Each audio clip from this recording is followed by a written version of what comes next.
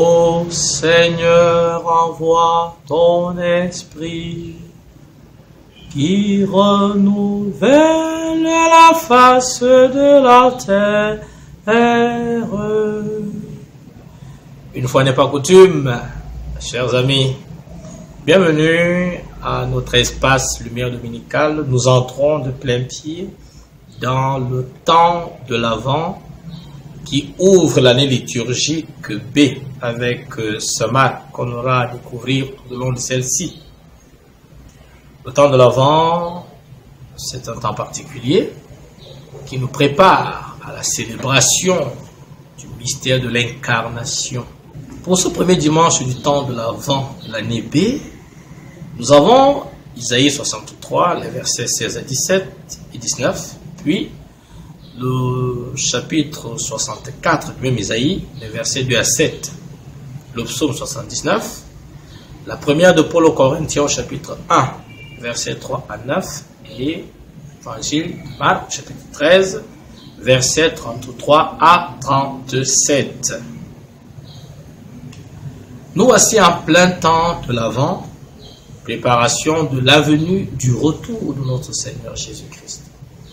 Déjà dans le credo, nous affirmons que Jésus reviendra dans la gloire pour juger les vivants et les morts, et nous maintenons que son règne n'aura pas de fin. Aussi, de manière ramassée, nous sommes donc dans un moment d'attente, un moment de vigilance.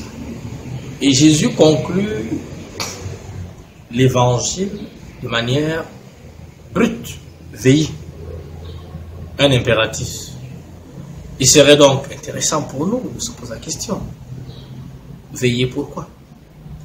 Aussi, ce dimanche, chacune des lectures va nous donner une occasion pour justifier la recommandation du Seigneur.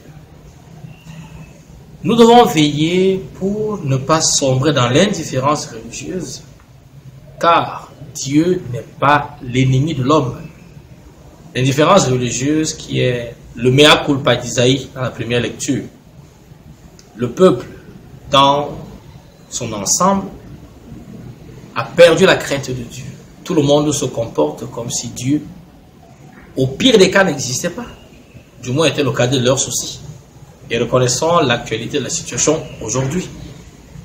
J'espère que tu as senti cette invitation du pape François qui, dès le début de son pontificat, a invité les chrétiens à lutter, à s'armer pour combattre l'indifférence religieuse et notamment sa mondialisation. C'est un fruit de ce qu'ils appellent la montée de la laïcité ou du sécularisme, tout un autre débat. Mais justement, cette indifférence religieuse, il faut se rappeler que le jour de notre baptême, il nous est rappelé cela, et surtout le baptême des enfants.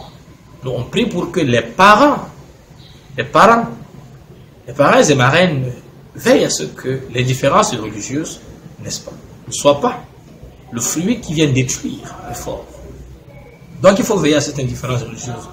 Aussi, quelles sont nos formes d'indifférence religieuse sur le plan doctrinal, sur le plan sacramentaire? Et il y aurait là beaucoup à dire, ça il faut l'avouer. Nos indifférences religieuses. Est-ce que les choses de Dieu me préoccupent encore? Je ne prends qu'un exemple. Combien de chrétiens aujourd'hui pensent que le sacrement du mariage, viennent vous le demander à 2 semaines de l'échéance, comme si c'était un bout de pain que l'on bradait. On a oublié la nécessaire catéchèse à cela. Ce n'est qu'un exemple. Veillons à ne pas tomber dans l'indifférence religieuse qui est très dangereuse. Et le monde dans lequel nous vivons aujourd'hui ne nous fait pas de cadeaux.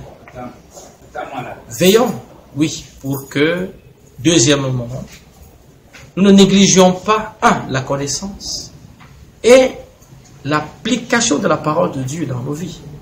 C'est encore ce qu'Isaïe va confesser. Nous avons négligé ta parole, nous avons négligé ta connaissance. Est-ce que le temps de l'Avent, oui, n'est pas pour nous l'occasion donnée pour renouveler non seulement nos connaissances de Dieu et surtout, la parole de Dieu en application. Il faudra veiller à cela.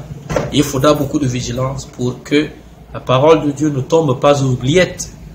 Il y a dans l'Église des espaces, des mouvements qui nous aident à cela. Il faudrait s'y intéresser.